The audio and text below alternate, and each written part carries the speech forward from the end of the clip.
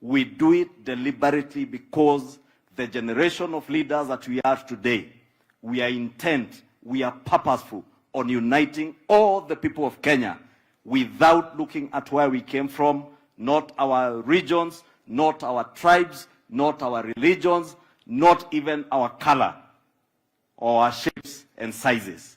We want to unite all the people of Kenya because unity is paramount to the development of our country. Today, Prime Cabinet Secretary, if we speak about respect to these children, we ask them to respect their elders.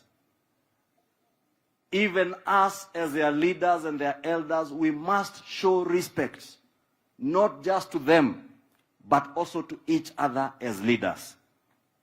That is why I take great exception, because there are leaders who have taken it upon themselves to disrespect other leaders on account of their age, on account of where they come from. And we must tell each other that respect is earned. Respect is never demanded. Respect is never demanded through coercion. You do not demand respect through intimidation. You never demand respect through insults, by insulting other leaders.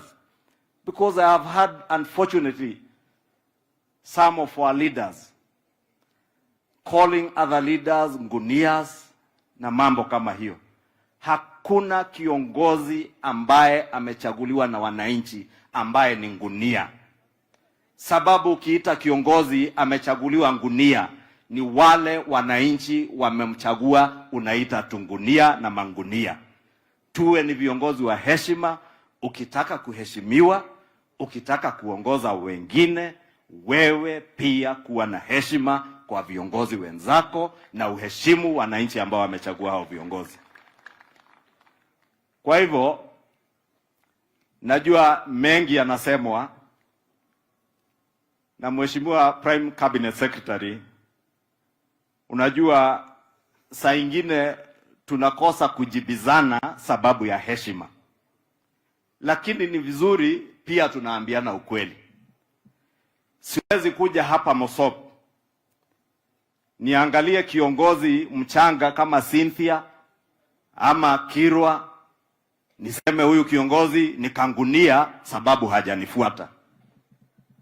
Na yeye nyinyi ndiye mmemchagua na mnamfuata na uongozi wake sababu mlimuamini. Ni upotovu wa nidhamu na kukosa heshima kutowaheshimu viongozi wengine. Na ningewahisi viongozi wote, tafadhali, kama tunataka heshima, tujue hiyo heshima ni wewe utajitafutia kwa kuwaheshimu wananchi na viongozi wengine. Na heshima kuu kwa wananchi ni kuwatendea kazi ambayo ulichaguliwa uwatendee. Kama umechaguliwa kama mbunge, fanya kazi yako ya ubunge, ya legislation, ya oversight, na pia kazi ya maendeleo ambayo iko chini yako, fanyia wananchi, na heshima yako itatoka hapo. Lakini huwezi itisha heshima kwa nguvu, useme lazima munifuate. Hiyo siasa imepitwa na wakati. Imepitwa haijapitwa. Nataka pia, najua Mheshimiwa Rais ametuonyesha mfano mwema.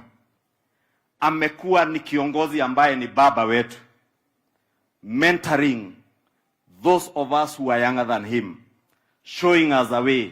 We want all other leaders to emulate our president in mentoring and nurturing young leadership, because you will not be leaders forever. Kesho hawa watoto wako hapo wa Chepterwai, hawa ndio marais wa kesho. Huyu Governor Sang anamaliza term yake aende zake.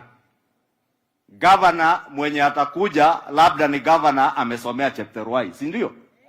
Na hatujui hayo ni ya Mungu. Kwa hivyo usijaribu kushurutisha watu ati lazima mfuate hii barabara na munifuate mimi ndiye kiongozi. Wewe unatuongoza, utuongoze kwenda wapi? Tuko na kiongozi anaitwa Rais William Ruto, rais wa Jamhuri ya Kenya, ambaye tunamuenzi, tunamheshimu sababu he has earned his respect. Our president today has earned his respect not just amongst leaders in this country. He has earned the respect of leaders across the globe, across the African continent. I was with him in the United States of America last week, and I can guarantee you, our president is respected even in the most powerful of nations in the world. That is the kind of leadership we want to emulate. Lakini pia tuwe watenda kazi. Leo tumefika hapa, tumetoka bunge. Rais mwenyewe alituambia, na mmejua tumekuwa na janga la mafuriko flooding. Mnakumbuka wakati hapo mbeleni, wakati kulikuwa na COVID, mliona huko Nairobi watu wakibomolewa manyumba